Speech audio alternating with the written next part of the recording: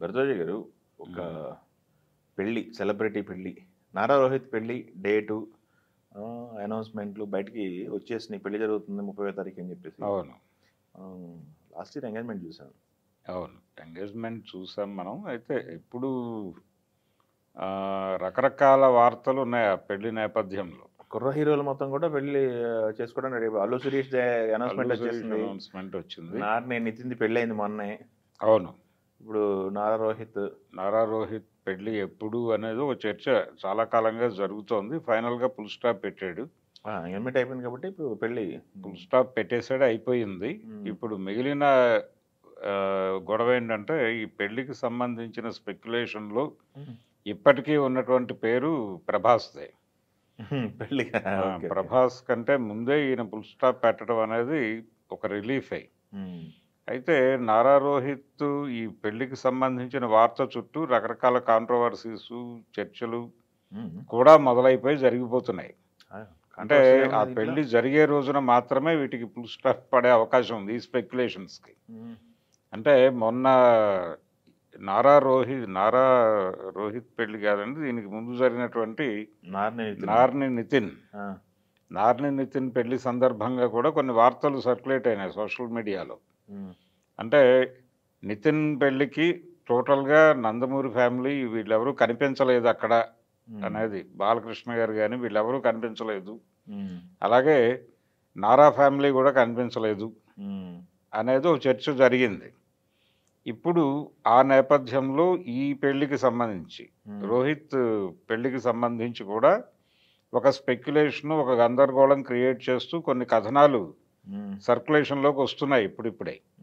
అందులో ప్రధానమైనటువంటి గొడవ ఏంటంటే ఈ పెళ్లికి ఎలాగూ చంద్రబాబు నాయుడు గారే లీడ్ రోల్లో ఉంటాడు అక్కడ.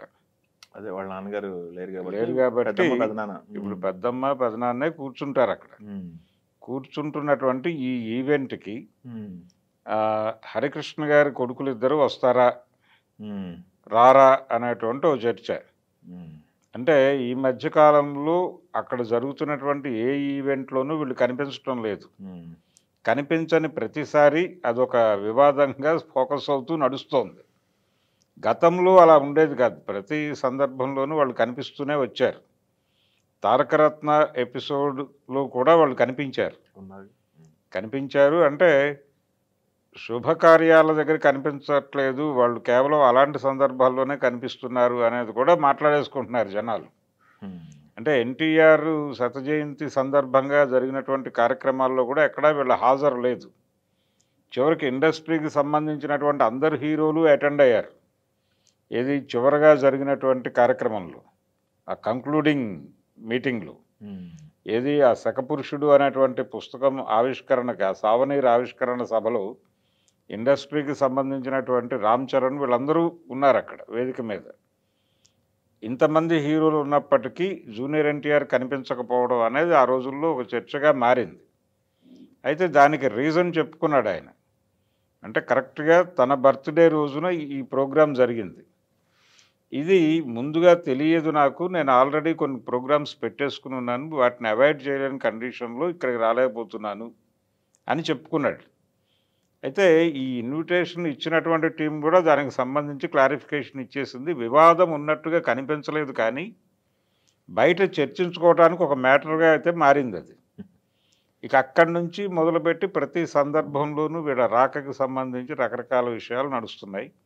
ఇప్పుడు ఈ నేపథ్యంలో మళ్ళీ నారా రోహిత్ పెళ్లికి కూడా ఈ వార్తను జోడించి కొన్ని కథనాలల్లి ప్రచారంలో పెట్టడం అనే కార్యక్రమం. అంటే ప్రతిదాన్ని ఒక న్యూస్, ఒక కంటెంట్ ఓరియంటేషన్లో చూడటం వలన దాని చుట్టూ ఉన్నటువంటి వివాదం చేయటానికి ఏదైనా ఉందా అని వెతకటం అనేది మొదలైన తర్వాత ఇవన్నీ బయటకు వస్తాయి. ఆ ప్రోగ్రామ్ ఒకటి నడుస్తోంది ఇప్పుడు మార్కెట్లో. అలా నారా రోహిత్ పెళ్ళి అనేది వార్తల్లో నిలబెట్టేటువంటి ప్రయత్నం చేస్తున్నారు. ఆ ప్రయత్నం ఎంత జరిగినా కానీ ఆయన పెళ్ళి, ఆ వేడుకలు, అది దానికి సంబంధించినటువంటి ఎవరెవరు వస్తారు, మోహన్ బాబు గారు కూడా వస్తారు అనుకుంటున్నాను నేను. సినిమా పరిశ్రమ నుంచి దాదాపు అందరూ వస్తారు, వాళ్ళ బంధుగణం మొత్తం వస్తుంది, వీళ్ళు కూడా వచ్చే అవకాశం ఉంది. వస్తారనే అనుకుందాం, వస్తారనే అనుకుందాం. ఏదేమైనా నారా రోహిత్ పెళ్ళి అనేది ఒక సెలబ్రేటివ్ మూమెంటే ఆ ఫ్యామిలీకి సంబంధించి. ఆ సెలబ్రేషన్స్ ఎలా జరుగుతాయో చూద్దాం.